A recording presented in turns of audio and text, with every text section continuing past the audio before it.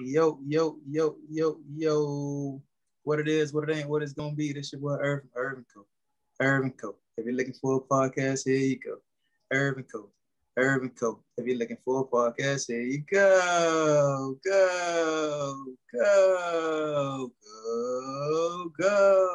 What's happening? What's happening? This your boy Irv. What's happening? Say what's happening to the people. Amanda, say what's happening to the co-squad. Hello, everybody. It's me, Amanda. Yo, we got a special guest with us today, man. Yo, I met this young lady at the Lauderdale Mall, and I'm a big fan of hers. She got a couple books that I have with me personally. My boys have been reading her books, and I got a very special story I want to share with her today. Her books are amazing, man. I bought one personally for myself, Heartbeats, that is a poetry book that it's I like it, and I know a lot of it's maybe it might be more suited for kids, but I'm like, yo, I'm a kid at heart. I love these books. So definitely want to say thank you and joining us. Thank you for joining us. You have our special guest, Suzan Johnson. How you doing? Thank you for having me. I'm doing well. How are you guys? We good. Absolutely. We appreciate you for taking the time with us. Amanda, you have anything you want to ask her? Yes. How do you describe yourself using books? I would say I am a little Mary Poppins rolled up with, you made that hard.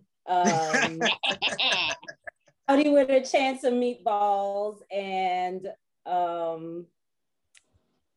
some of the most, I would say, I know it's a little controversial right now, but rhyming is Dr. Seuss personality that I am. I definitely can see that. That's a little bit me. And how did you start getting into writing books? Well, I am an elementary librarian, so I've always been reading books since 2006. I've been reading to my students. Prior to that, I was in middle school, and I've just always journaled and loved reading and writing and social studies, which is a lot of reading and writing and studying of history.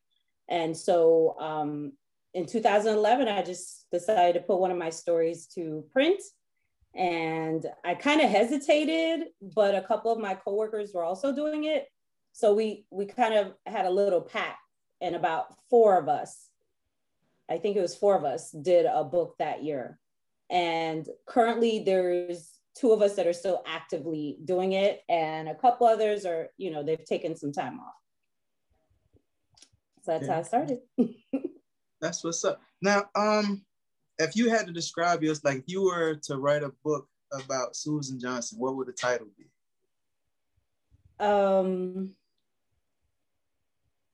I would say To Take From Somewhere Else, The Never Ending Story, or To Be Continued. Because my goal is to continue to write, and not just in currently children's books, but in other genres as well. Mm-hmm. So that's why I would say To Be Continued. Okay. Would it be a novel? Would it be like a drama? What genre would it fall into? Yeah. Definitely novel. Okay. Pre-author and continuing as an author. Yes. Okay. Okay. Now I know I would consider, like, you have several books. Now I don't know if this is easy to do. Do you have a favorite? Like, is there one that you like, this is my baby right here? Well, what I would say probably closest to my favorite is the book Our Military Family, which is inspired by a few of my former students. And, I didn't think of it at the time, but, having conversations with them, literally each of the students were only with me for one school year, because that's how it works with military families. They move almost every year. or a couple of years. So just conversations with them. And later on, I decided to write the book. And then I was thinking about our previous talks and all the things they told me and their feelings, and not exactly in the book, but it's poured in there. And I hope that it helps other military families. Okay. Amanda, you got anything? I wanted to touch more about it. So, what do you feel that your book touch upon for or do justice for the military families, or if someone who reads your book, what do you believe it helps? Well, it is told from a child's point of view, and the fact that in this case, mom is in the Army, dad is at home. And, not only just dealing with the fact that they're missing that parent, I have suggestions on what families can do and what families do as far as video calls and care packages, going both directions, reviewing photos and memories and constantly talking about that parent that's gone, but also the introduction of family members helping with the child or children, because it does take a village in this case. The parent is there, but not there. So aunts, uncles, grandpas, grandmas are also featured in the stories. They help get the kids places and cheer them on in life, where, not really replacing mom, but as a stand-in until she's able to get home. And it's kind of weird because years later, I met someone who, she was now a teenager, but when she was younger, that was her situation, where her mom was off and she was home. So, a lot of it was streamlined with her too. I didn't even know it. I got you. Most of your, now I've spoken to you, so don't forgive me if I'm gonna ask you something that we already spoke about, but most of your books, do they come from inspirations like in your regular life, or is it stuff that comes from the top of your head? The characters, I will always say, are inspired by people I know or kids that I know. And I say people because some of them are inspired by adults, but I just imagine them as a child. And but a lot of the stories I really do make up. I don't know where it comes from. It just pops in my brain and, I make it out. I got you. Like now this is a question, I'm just curious. Now, when you're with your friends, do your friends ever be like a little nervous? Like, I wonder if I'm gonna be one of her next characters in her next book, or do you pull any inspiration from those situations? I have, and I'm pretty upfront. I have friends that I will randomly text and say, hey, what if I da-da-da-da? And then they'll say yes or no. If they say no, they say no. Yeah. But I've maybe only had a couple people tell me no. Most people say, yeah, I don't mind, go ahead. Or remember, especially, I'll call them and ask them about an experience and ask them to say, is it okay? We did this, we did that. Can I put it in? They're fine. So they know how my brain works. And a lot of times they don't even realize I'm thinking about it, because I do write most of my story in my head before I write it on paper. I guess so. So it's conversations and, interactions. So what's like the thought process? Like, how long, when you think about it, do you go straight to writing it down, or do you like think from the beginning to the end and then you start writing? Like, what's the thought process from you when you start writing your books? I do I would say almost 100% of my books have been written from beginning, middle to end in my head first. Okay. I have tried to, if I get the idea, start writing it down. I've done that. I've tried to, I use different notepads, nothing in particular, but I've tried to start writing it, but I always get stuck. So it's wherever it left off in my head, that's it. So I just, from that, to avoid frustration, I just kind of work the story out in my head and then go to paper and pen and then typing. And that's my order process. I can't even skip the paper and pen. It's weird. Go ahead, Amanda. Oh, I was gonna say,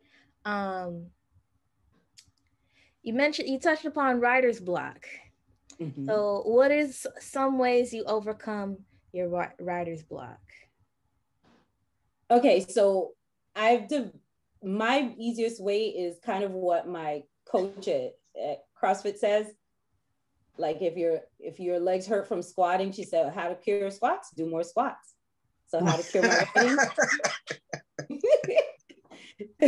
How to cure my writer's block? I write. And what I will literally do is if I get blocked on one story, I'll start writing another story that I've had in my head as well. Because I have multiple stories in my head at a time.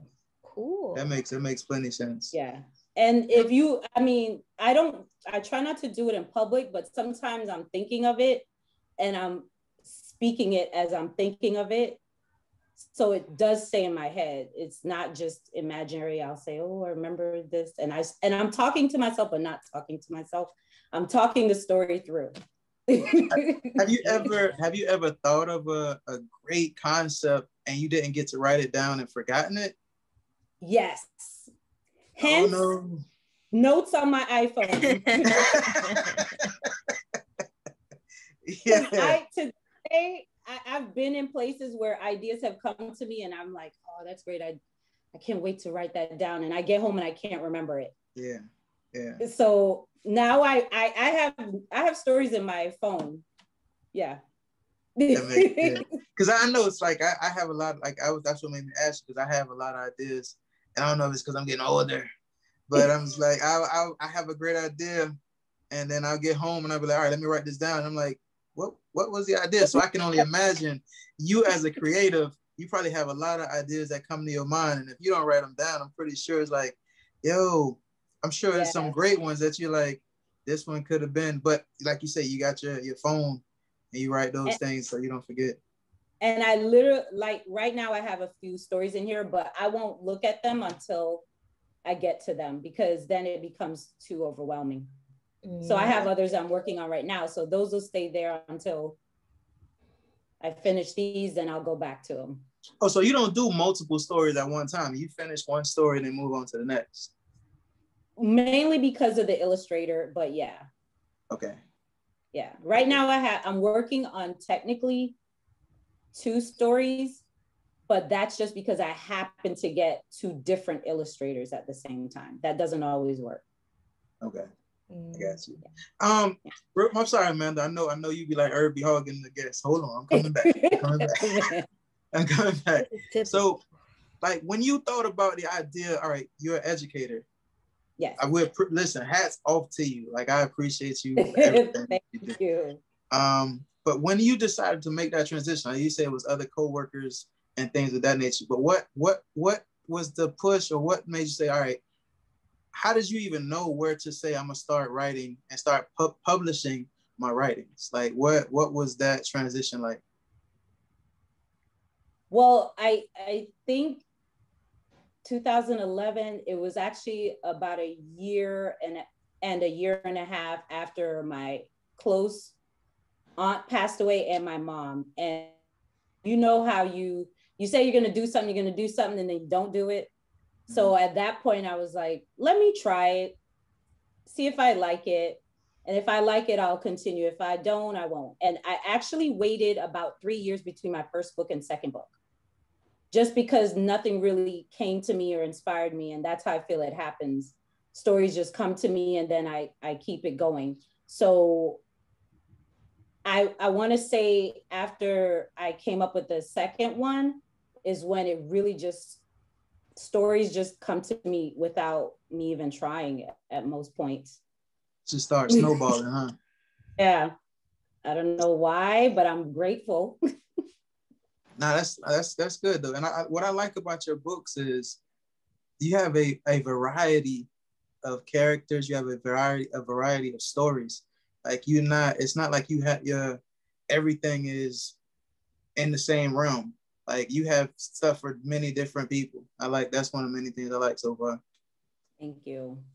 So yeah, go ahead, Amanda. My fault. I see Amanda's face. She gave me that look like, well, am I gonna get my questions in?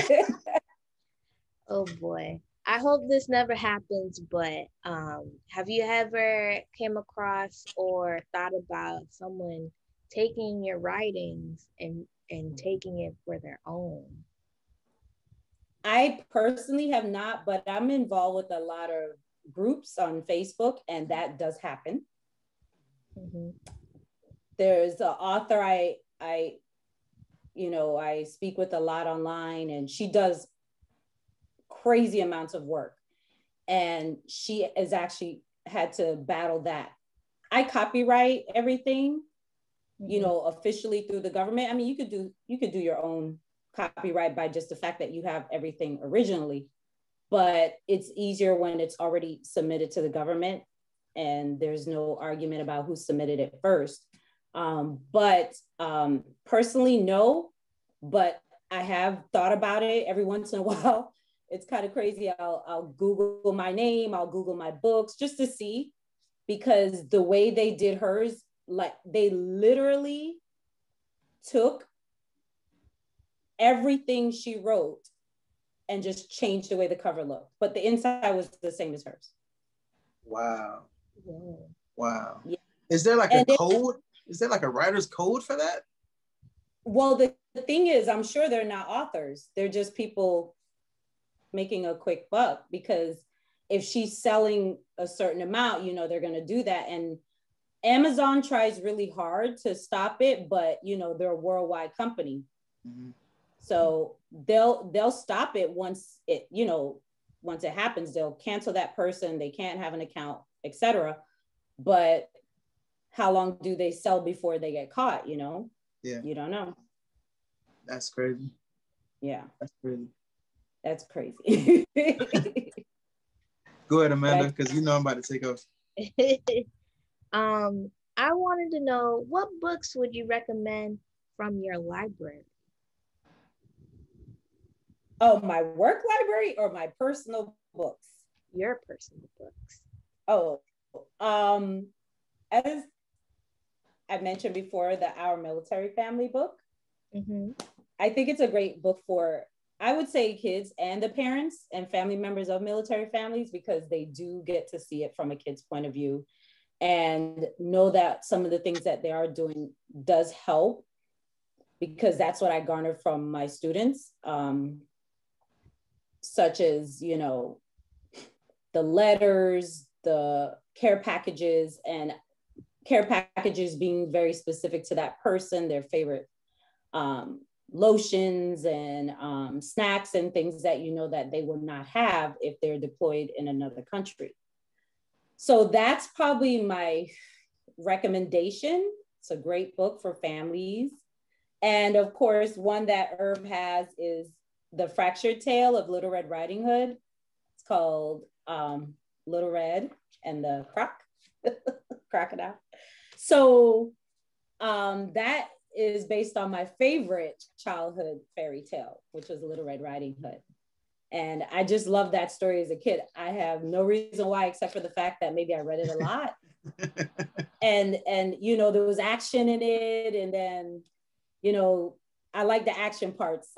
So if you read that one, there's action too. And I like anime style drawings. So it really came up. I found an illustrator that worked very well with me with that. So it was great. I'm glad. I'm happy you said that. I just want to tell you a quick story about my son and this book. I bought this book from you at the mall. My son picked it out. You were there. He picked it. I didn't pick this one up. He liked it because of the pictures. He's like, he likes anime. Right. And my wife told me, I think it was Saturday night, she said, would you believe my oldest son read to my youngest son a bedtime story?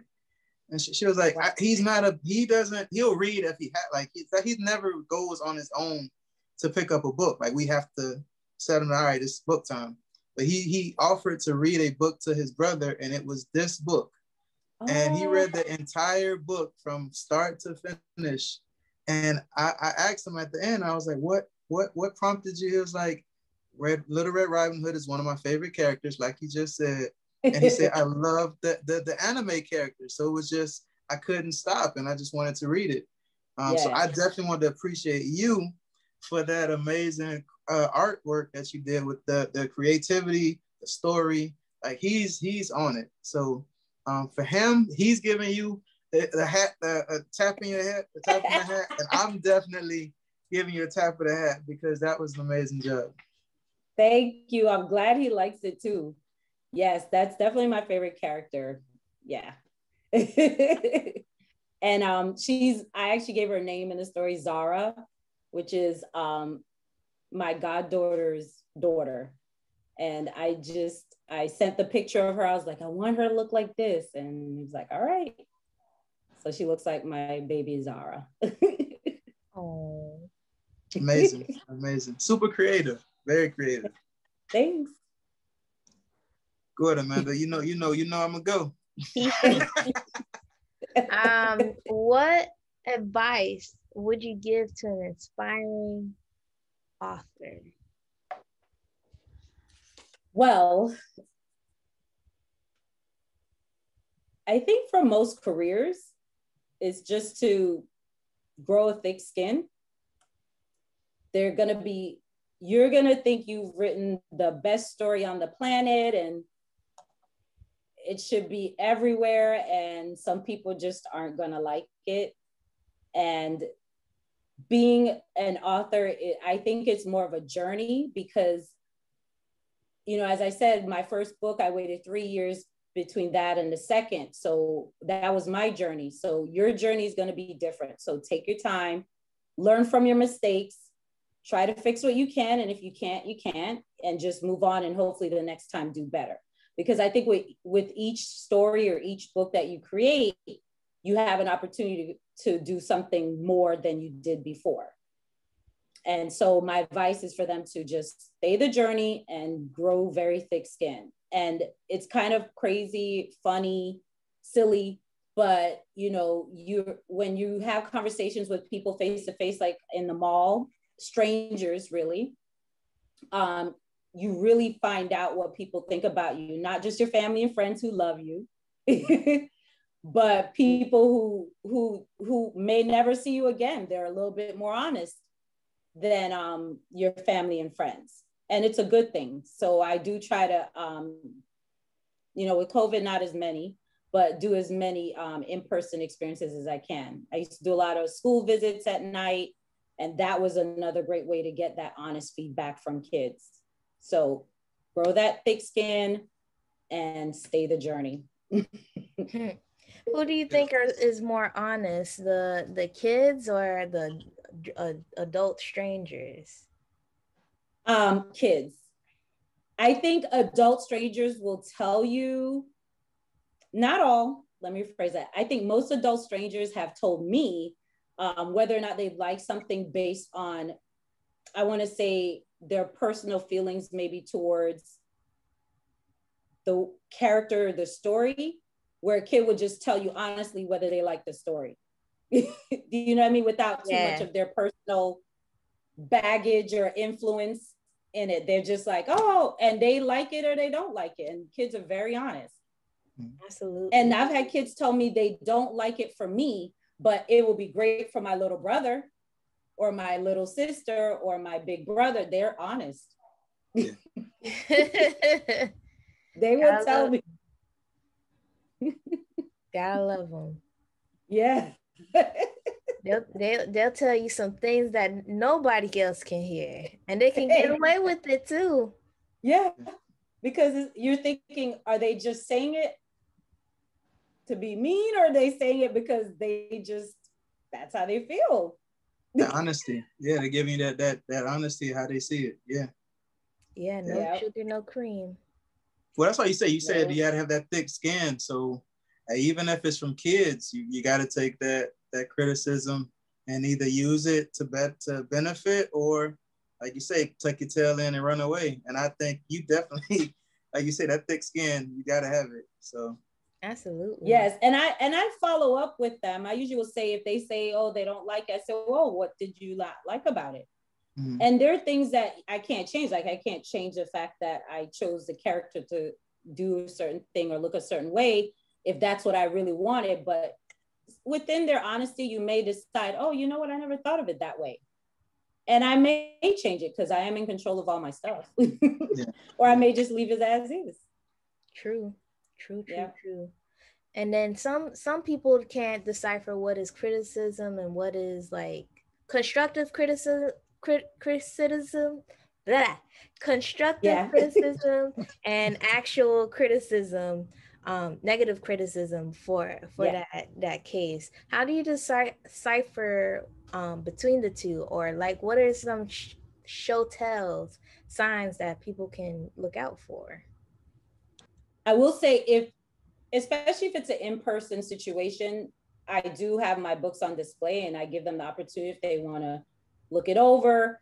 If someone actually looks it over, I can at least believe that they have taken the time to look at it and they're giving their honest. If they just glance at it, some people just look at the cover and they're like, oh, nope, that's not what I want. And that's fine, but why do you really not want the book or like the book or would not suggest the book? Or, you know, because I have had situations where kids have said they wanted a particular story and their parents or whoever's with them tells them no. And they're forcing the kid to choose a different story. And I'm like, the child is actually opening the book, looking at the book and making a decision, but the adult is looking at the cover and making the decision. So that's how I judge a lot of things. Do people take their time to actually look at the piece of work before they make that decision? And also too, where's their criticism coming from? You know, you can tell someone, you know, that you may not like something, but it's the way you say it, you know? Yeah. So. Wow, that's good. That's good. So even with that being said, like, what got you, like personally, what got you into books? Like, I know you say you are a media library teacher, but what got you, like, do you remember your first book that you was just like, yeah, I like this? I was a kid that got bedtime stories read to me. I remember that distinctly. And then I remember reading at night just because I guess that's what it was always done. I remember, you know, as a little kid, fairy tales like crazy. I think they had the whole Golden Book series. I remember that. All of those books were being read to me as a child. And so it was natural for me as I grew just to read on my own at night before I went to bed. And so I was really reading heavy novels in elementary school just because I just enjoyed reading. And I was reading all the Judy Blooms, Beverly Cleary's, Maya Angelou. I was reading all of that in elementary school just because I enjoyed it. And it just didn't stop. I remember, to be honest, in 6th grade, I read The Color Purple. Wow. And it was in my middle school library. I don't know if it should have been, but it was. And I remember saying, oh my gosh, should this be in our library? But it was there. Nothing happened, nothing changed. It was a good story. And then when the movie came out, I knew everything. Everyone's like, how do you know it's gonna happen? I was like, I read the book. Yeah. But I'm glad I had a quick question about that too. When you read a book and then they turn it into a movie, do you still watch the movie? I do, to compare. I've done it several times. I did it with, obviously, Color Purple, not on purpose because I didn't know they were going to make a movie. But I've read a lot of, I don't know what the genre is, like suspense, murder, killing type serial killers books. So I read the book Hannibal by the guy who made Silence of the Lambs. And when the movie came out, I had to see the movie to compare, to see how they did. So was there one that you were just like, no, they missed it entirely? The whole Twilight series.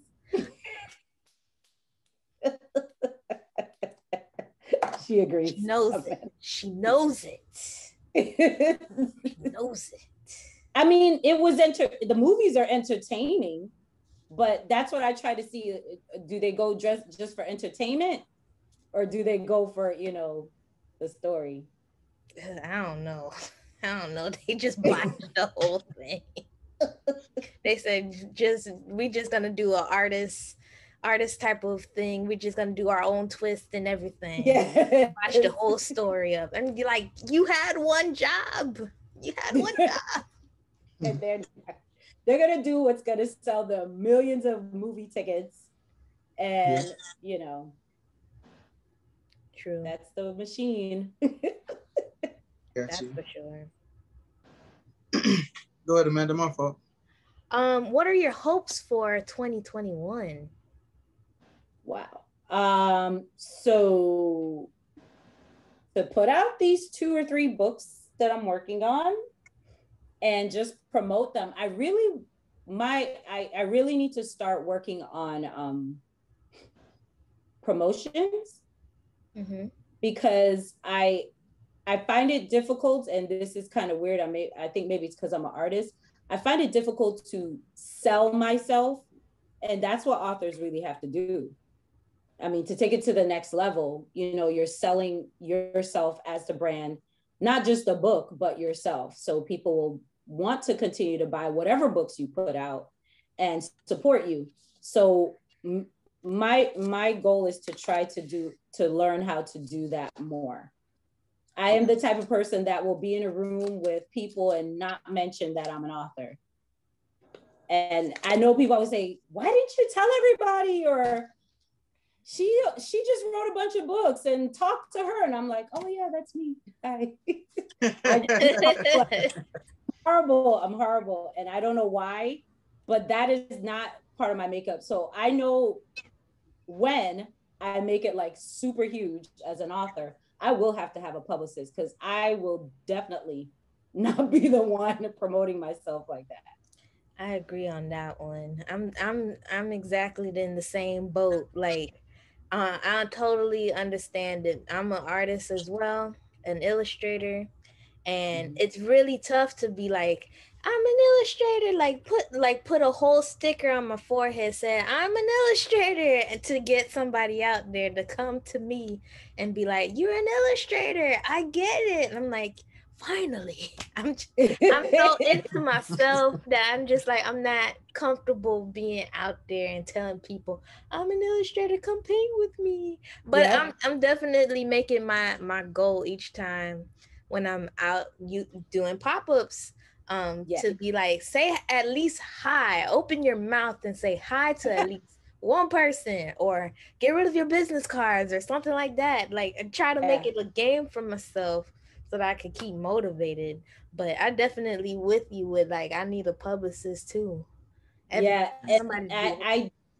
in a school full of, I wouldn't necessarily try to sell to my students, but I have a lot of coworkers. And actually last week, I was every single afternoon, I have afternoon duty with the same ladies. And we're always talking, this one lady, we're all talking about her daughter, and her daughter is like funny and just really just out there, hilarious. And we're always talking about other kids and just joking. And it never dawned on me. And then the other girl that was with, she goes, have you shown her your books? And I said, oh, that's right. And then she has 2 stepdaughters, just a little bit older. She goes, have you shown her your books? And I was like, oh, and she bought some of my books, but I didn't even I know. Whole year we've been standing there talking every afternoon. I feel when you do it like that, that's when it's the most genuine though. It's not like you had, like, you didn't put it out there to be like, come support me. It was like, yo, you sold yourself, you sold your personality effortlessly, and they was like, oh, and you sell books? Okay, let me see what you got. Yeah. So I mean, I guess I need to, my part is to do that second part, which is ask or offer for them to view the books, or if they're interested. That's where I fall off. I don't get to that part unless I'm actually specifically at a vendor event. And that's where I got. So if you had the opportunity to put any one of your books in the hands of a celebrity of your choice, of your dreams, who would that be? Who would you try to get your books in the hands Live or of? living too? Oh, I know who would probably take it the furthest. Oprah Winfrey. Okay. Of course. Because she loves to read and she loves to promote reading. So people are going to listen to what she says for reading. Yeah. Definitely. Now, to get the pop culture, I give a book to each one of Kim Kardashian's kids, because all of her fans will buy them just to buy them. Whether or not they like the story doesn't matter. Yeah, she got a cult following for real. She really, that family has a cult following. It's kind of crazy, but honestly, those two are probably the best ways to get it out there. I got you. And it wouldn't cost them or me anything. That's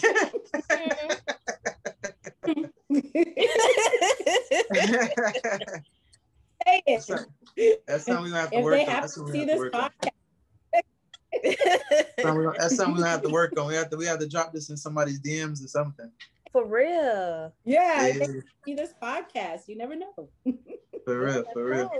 Go do your celebrity like things. Just listen to while you're doing your thing, while you going into some isolated vacation that nobody knows. You can listen to it. Putting it out there. Hey. Real quick too. I in my research, you were saying that you are author, educator, poet, and traveler.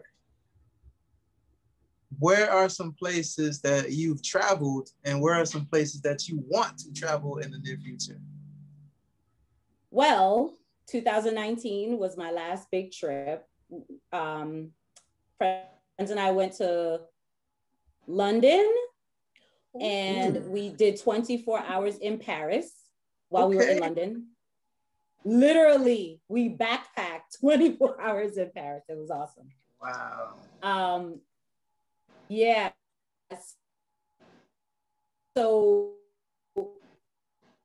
you know, 2020, we were going to South Africa, but I don't know when. These places are not necessarily for, I'm a tourist, but I want to go to these places to see a lot of the history and culture. I'm a big history person, a big cultural person. I'm the one that's the friend on the trip saying, let's go to the museum.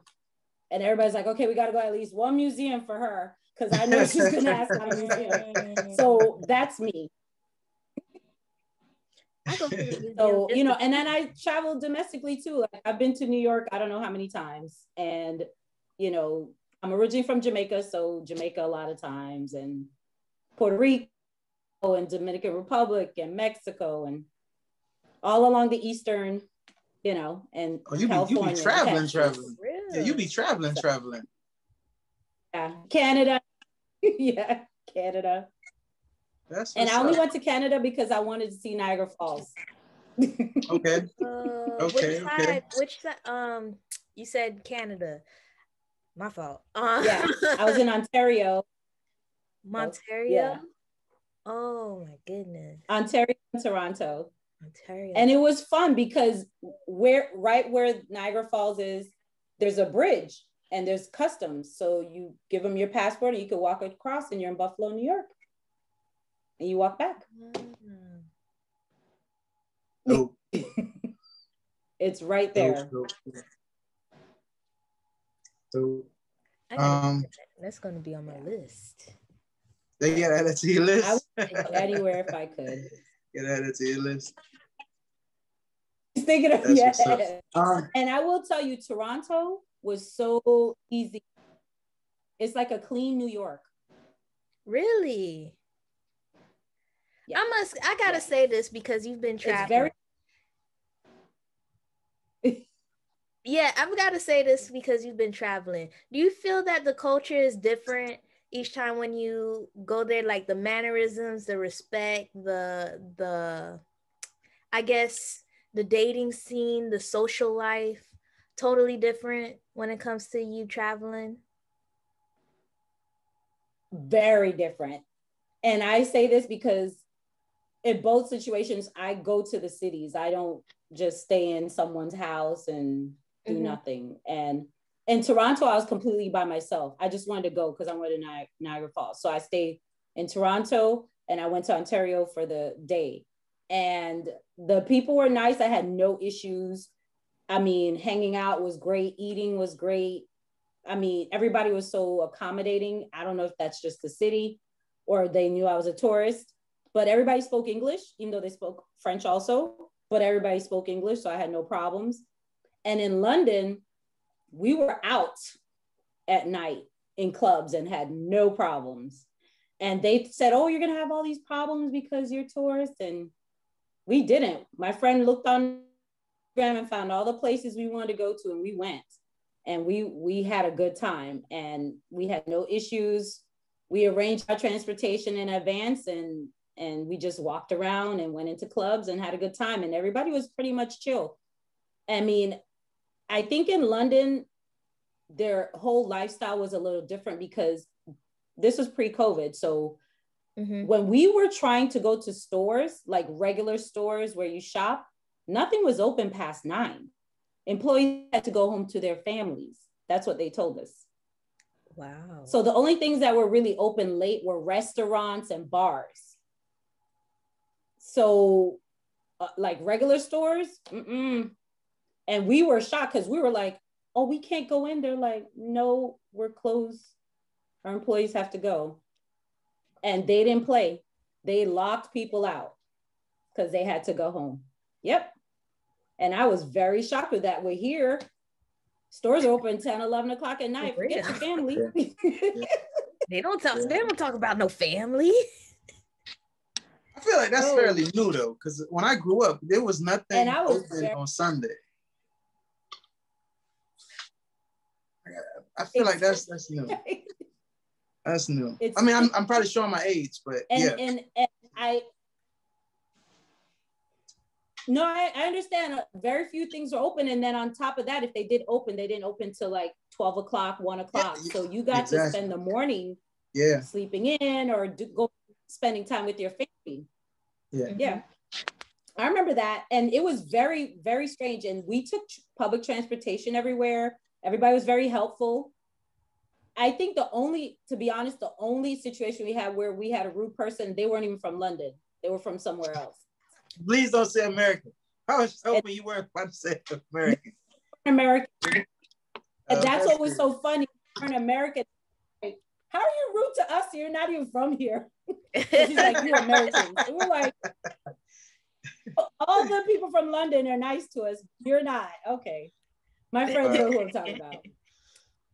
And Paris, we had a good time too. We took that big bus and we rode around the whole city and got off wherever we wanted and took pictures and ate a lot. I know those pictures got to be epic. Absolutely. Yeah, I try. That's what's up. I'm a picture crazy person too. Are you in the pictures or you just take pictures of the scenery? Both. My friends, they hate the fact that I want to be in the pictures. They're like, just hurry up and take the picture. I'm like, but I want to be in it.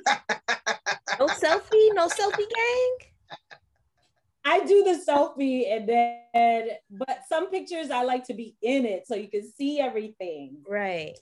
So I have sometimes, my one friend, I had to make a deal, like had a limited amount of pictures per day.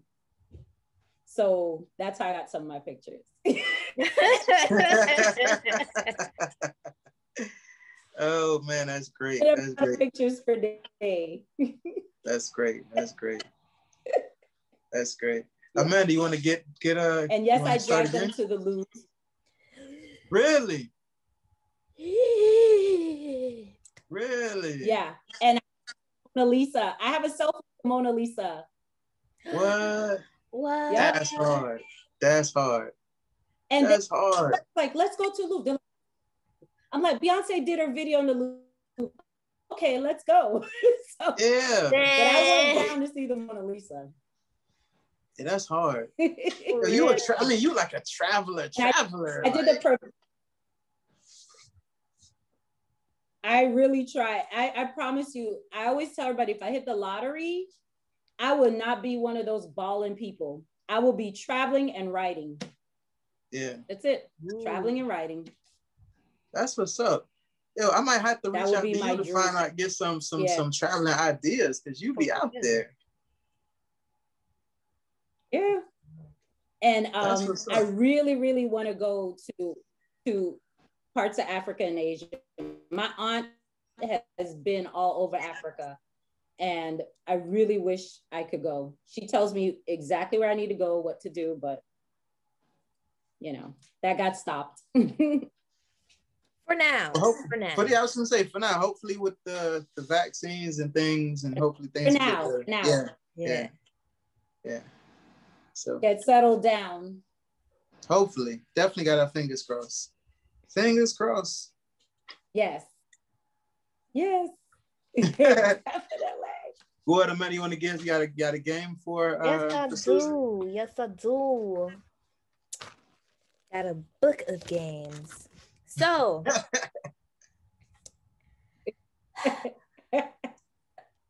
I have the famous fill in the blanks. Everybody loves it. I do. Irv loves it. The guest loves it. It's a nothing but a fun time. I'm going to be asking certain questions, and you would have to fill in the blank. If you want to explain or elaborate, you're free to do so. But that's the point of the game. You game? Yes. Awesome. Yes. Blank is a guilty pleasure of mine. Ice cream. Oh, okay. Which flavor? And that's why I gave it for Lent. Grape nut. It's a Jamaican thing. Yeah. My mom loves grape nut ice cream. Yes. That's in there too. Blank is what you'll find in my library.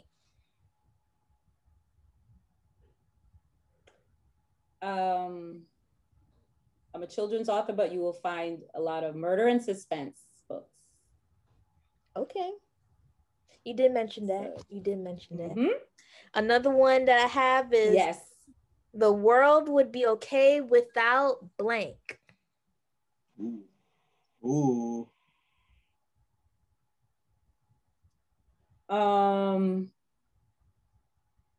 That's a tough one. I will say, I could get philosophical and say hate would be a good word to put in there. That's a good one. That's definitely a good one. Yeah. I feel like we on Family Feud.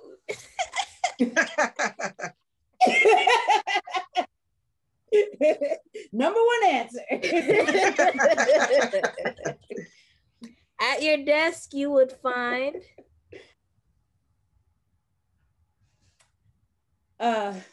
spiral notebook and pen. Makes sense. All the time. Are you a college rule person, or are you a wide rule person? I prefer wide rule. My handwriting is atrocious. Really? That's crazy. I figure most people like the college rule because you got more lines. No, but they're so tiny. But they're tiny. I don't know. I just like writing big on it, and it makes my writing look big. That's why I use it.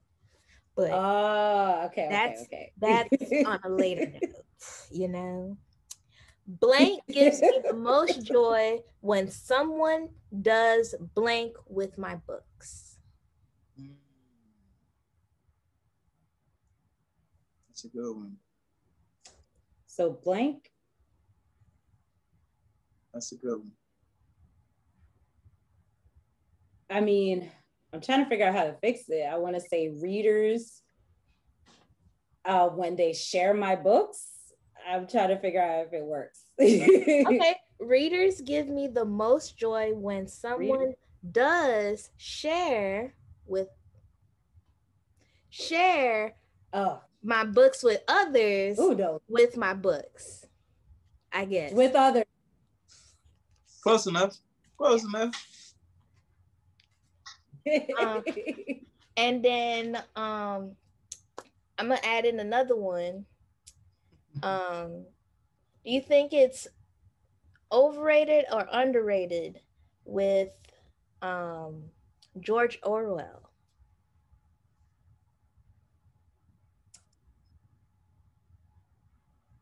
I hate, and that's a strong word. I don't know if I will never say anybody's overrated or underrated. Okay. Because I think everybody has their own lane. That makes sense. That makes sense. That's how I feel, because there are authors I love that people are like, why again? Especially children's authors, but you know. Okay, I'll switch it around. Overrated, underrated pen names. Oh. Underrated, because I'll be using one. Okay. When you be famous and you don't forget about us. Oh, get it out there. No. When I switch genres, that's when it's gonna be a different name. Okay. Ooh, okay. And you make it big and you blow it up. Okay. Okay. Okay, last one. You can find me at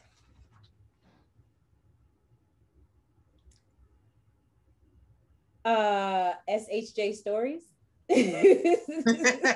Basically. That's good. That's good. That's good. But you can find me that's where you can find me. Okay. Now the personal portion of the exact same question. You can find me at the park walking just about every day. Okay. Yeah. That's nice. Real quick with that, what you saying that though, did COVID interrupt that for you, or you still was able to get out there and get your walk on? I could still walk, but the park was closed. So I just walked in neighborhoods around me. I got you. Not a lot of people were out anyway, so we walked in the streets. I got you. Well, I got a quick one. I got mine. My game kind of quick. Is this or that? I'm gonna say two different things. You just tell me if it's this or if it's that, and you just tell me why. If you like, you don't have to. So, books or ebooks? Books. Books. Okay. Yeah. I'd rather turn the pages myself. That's my preference. Me too. It's the highlighter for me. Yeah. It's the highlighter. All right. And I know you are a traveler. So would you rather fly or would you rather drive to your destination? I love flying. So flying. Okay. The next one. Fiction or nonfiction books?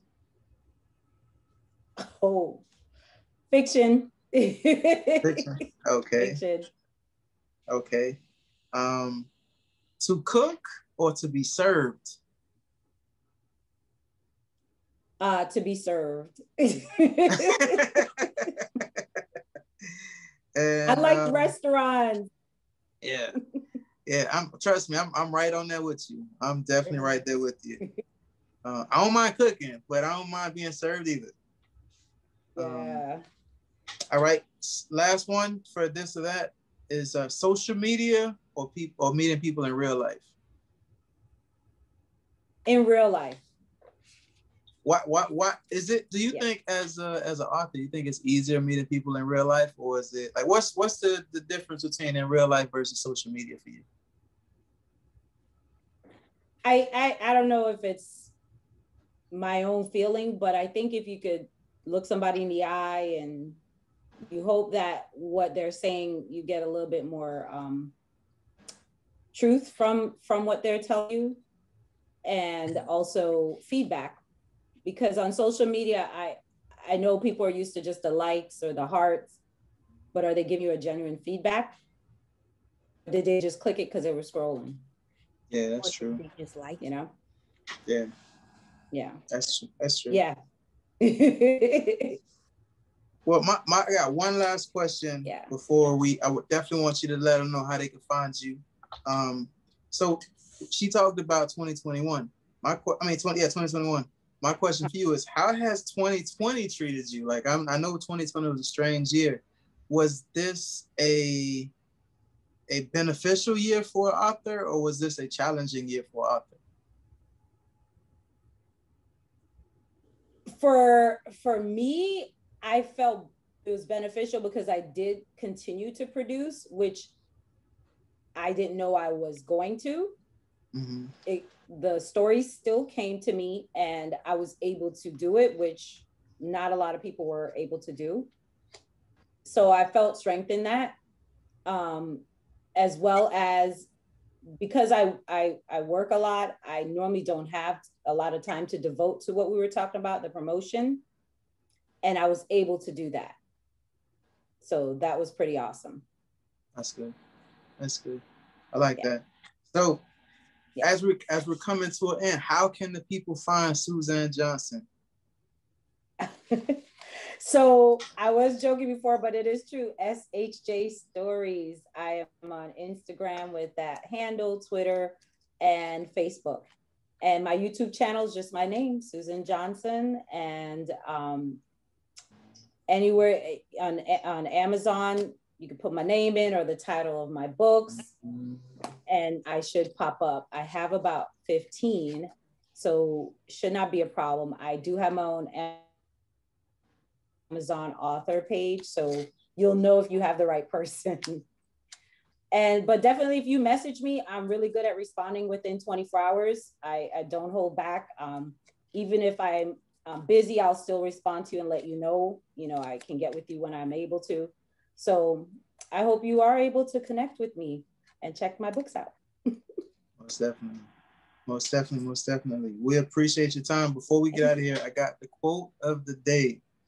The quote of the day is from a fellow author, Toni Morrison.